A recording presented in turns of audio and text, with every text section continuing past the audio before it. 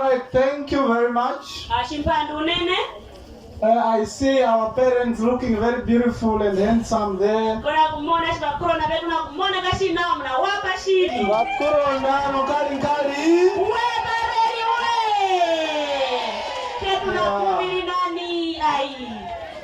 Yaro. I just came to honor the invitation. To come and speak to my little brothers and sisters. Because as the African proverbs that says it takes a village to raise a child.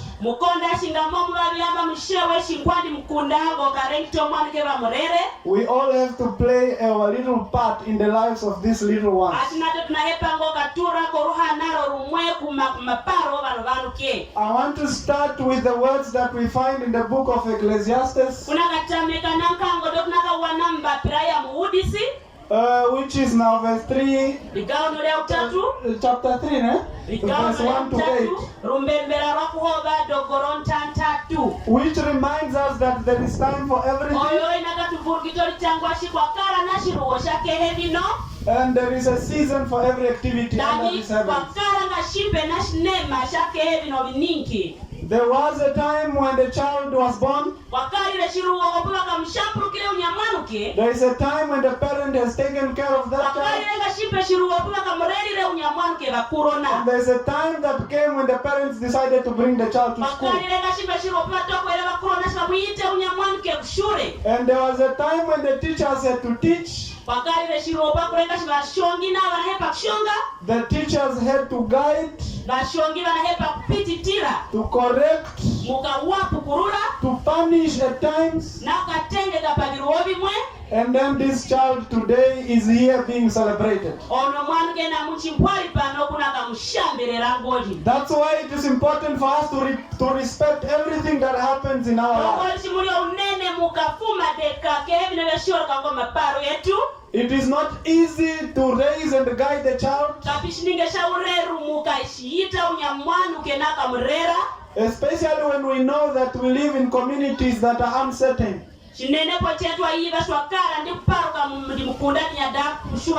Every parent is worried as to what is going to happen to their child by the end of the day.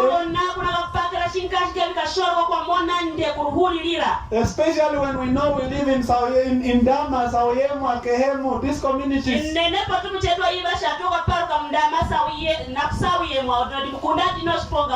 But we would like to say, parents, continue. Do your part at home. Then the teachers will do their part at school. Because we need a future for this child. That a future that is going to benefit the other kids that are yet to be born.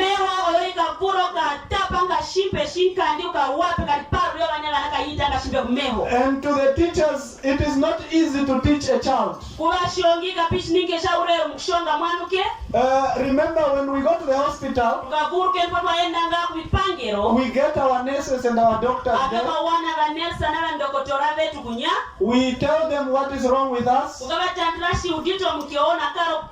And they immediately know what to give us for us to be well. But as for a teacher, it's difficult. Because we teach a child who's not sick. The child is fine, but the child doesn't understand. You don't have any medicine to give to this child. But all we do is to struggle today, to struggle tomorrow. Until this child is able to do what is required. So we have a very daunting task. Let us push and continue to guide and shape the future of this little one. For the learners that are going to be awarded today, I would like to say congratulations. And whether you are getting or not, can we give them a round of applause? Yes. Unyoya nalia na kutane obetupu. Some parents have their children receiving awards, but they could not make it here. I know they might be very busy at home, where they get their bread. Maybe they were not permitted to come. Maybe there is that tomato, that cabbage they need to sell in the street, so that this child, when they knock off, they're going to get something on the table. So the parents that have shown up, please play the role of that parent who did not come.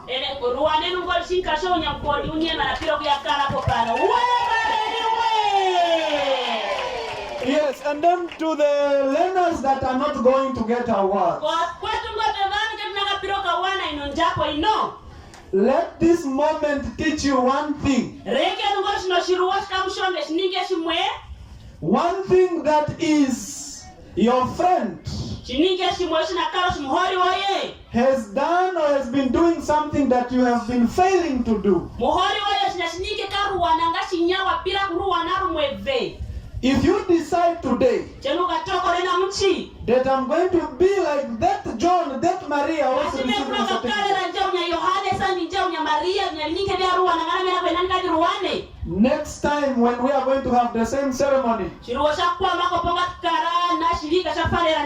you are also going to be part of that list. Are you ready to be part of that list? I can't get you. Are you ready? Very good. Yes. So for as long as you decide that this time I'm going to change my ways and my behavior, you will obviously get to that list. Because the same teacher who has taught the learner who's going to get an award today is the same teacher that is also teaching you. So what your friend is able to get, you are also able to get. The only difference is that between the two of you, one of you is playing. You have decided to hate your teacher. You have decided to accuse your teacher that the teacher is jealous of you.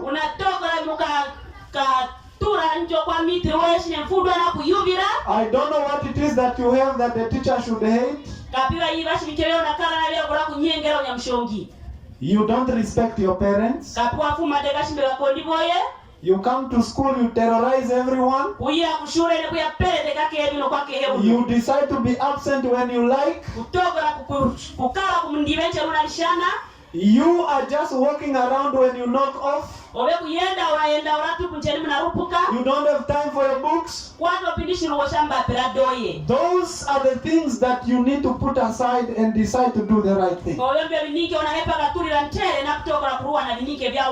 so that you will be like the child receiving an award today. These teachers that you have around you, they don't come here for any other thing.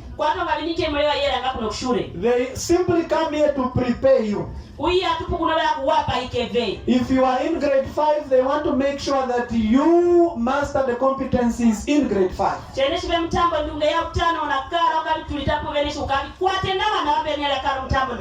In whatever grade, the competencies is the concern of the teachers. Because when you are at home, you will receive instruction and guidance from your parents. But when you are here, you get your second parents.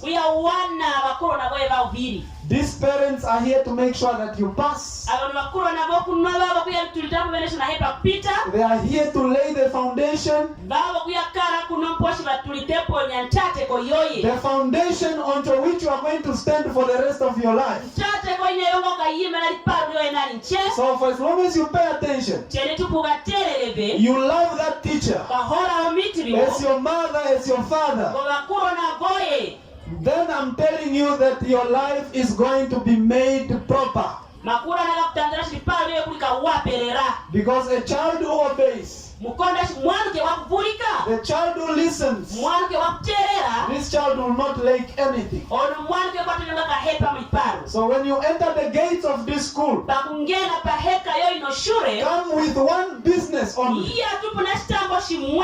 and for one reason only, to go and listen to my teacher. Because I want to make my parents proud. None of you will say you are very rich at home. We are all struggling at home, and our parents look up to you. They are looking at you as that child that they have to sacrifice for, to give everything in it. Their time, their little resources, just to make sure that you have a future. So let us not insult them and undermine their effort by starting to make noise.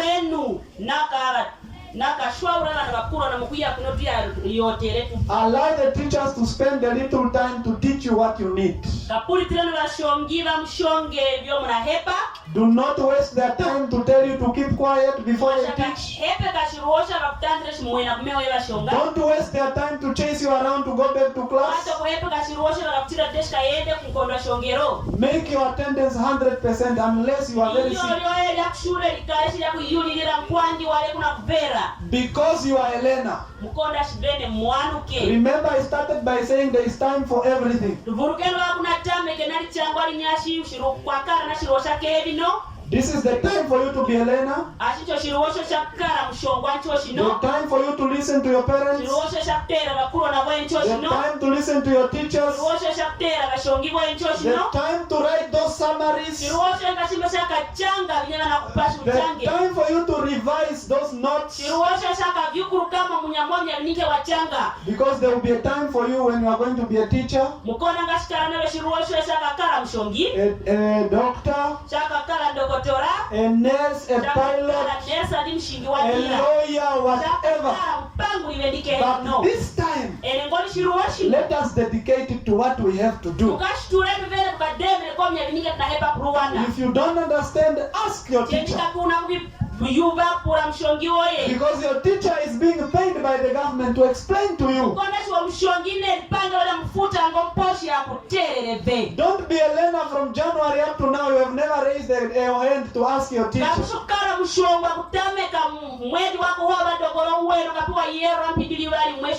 Look at what the teacher is teaching. Look at what they taught yesterday. Ask questions. Ask questions so that you can be clarified.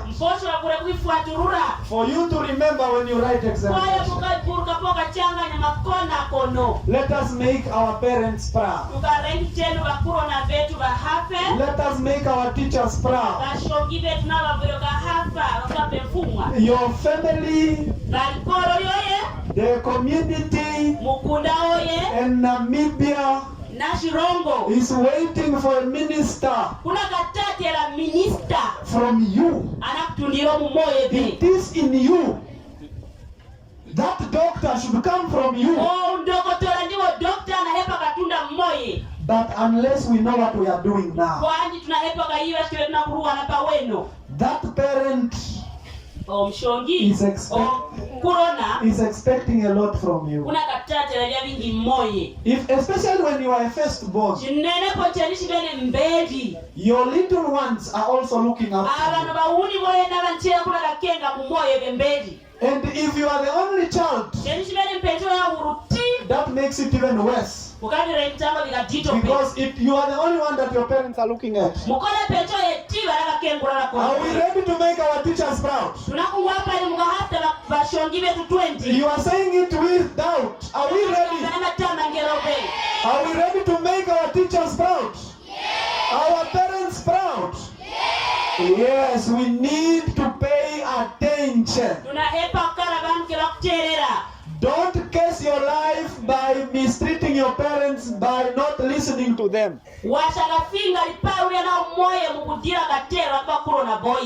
Because those parents are there for you. Your teachers are here for you. Just do the right thing. Then everything will be well. The book of Proverbs, chapter 6, verse 10 to 11. It warns us of laziness. If you are going to be lazy, if you are going to sleep too much, if you are going to fold your hands, poverty will come to you like an armed robber. You will not know where the poverty will come from. So do not sleep. Do not sleep too much. That's why you need to save your energy. Reserve your energy for school. If you knock off, go home. Go and wash the plates. The plate onto which your parents have put food for you. What are those plants that you have in your yard? Rake that yard. Fix that room. Rest when you need to rest. Because your energy is needed tomorrow. If you come and make noise, you knock off, you go and run around, then you are going to get tired.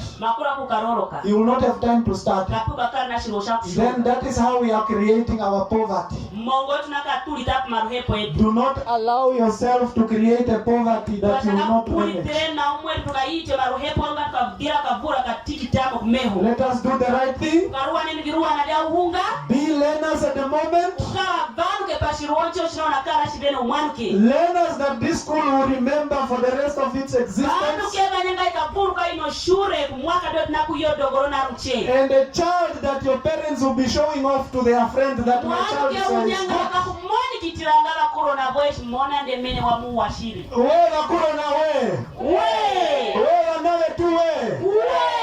yes, your mother, your father needs to show off because you are doing them proud. Your teachers need to be proud when they see you at school. Because you are doing the right thing. Lastly, to our Ds, our recipients of the awards, please do not think that this is the end. If you are getting a certificate because of an A for 80%,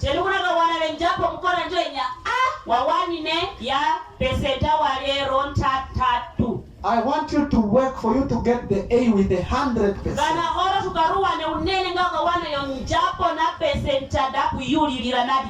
If you are going to sleep, if you are going to slumber, if you are going to fold your hands, those ones who are not getting will come and overtake. So keep the focus. Keep that determination. So that you are going to pull others who did not get for them to get as well. On your corridors when you are on break time. In your classroom when your teacher is not yet there. Speak to those friends of yours to behave themselves, to read their books, so that they can also get awards when we get awards. When it comes from you, they listen to you better. Because when it comes from a teacher, they will think it's because they are teachers. But if it comes from you, who is a fellow learner, in the same classroom, maybe from the same homestead, this your friend is going to listen to you. And then when we are going to host awards, we are going to get awards, all of us. Are we ready to do that? Are we ready to do that? Can I hear that yes strongly? Yes. Let us motivate others so that they can also get awards, and we are all going to be proud. Together, let us celebrate this moment. Parents, continue to prepare that little bread. Continue to go and sell that tomato. Continue to sell that fat cake, so that we prepare a meal for our children. You might not know what lies in their future. You might just be raising a doctor for yourself. You might just be raising somebody that will take the load off you one day. Don't get tired. Continue to push. Just the way you water the plant that you have at home. They take very long, but you know that you have a task. So the same you should await from our children. They may be a little bit stubborn here and there, but just continue to play your part as a parent. God has given you this child. Raise them. Take them to church, so that they may become God-fearing children. And then whatever you do to this child, God is going to be proud of you. To the teachers, we have a very difficult task. Remember, it is not easy as doctors treat our illnesses. With us, we are teaching learners who are normal. They are not sick. But the difficult part comes in when we struggle to make them understand. Understand your subject material very well, so that we are able to make sure that we simplify everything to these kids, and then they understand it better, because this is the only role that brings us here. We have these futures to prepare. Let's continue to push. With these words, may God bless all of us, and may we celebrate this moment. Thank you very much. To the translator, thank you very much. You are very good.